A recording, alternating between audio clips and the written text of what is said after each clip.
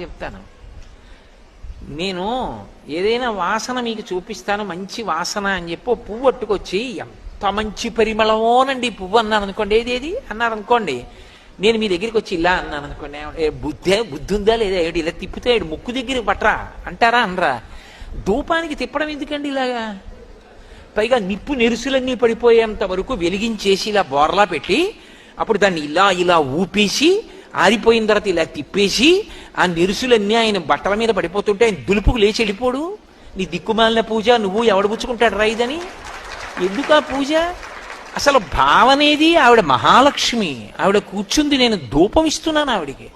కాబట్టి ఎక్కువ అగ్నిహోత్రం లేకుండా ఒక్కసారి ముక్కు దగ్గర ఇలా పెట్టి తీసేస్తే అది పొగ, అదేం పుస్తకం కాదు అక్కడే ఉండిపోవడానికి, అది అలా ముందుకు వెడుతుంది కాబట్టి వాసన వస్తుంది. నా ముక్కులో పెట్టక్కర్లేదు అగరత్తో, ఇలా ముక్కు దగ్గర పెట్టి తీసేస్తే చాలా పొగ వాసన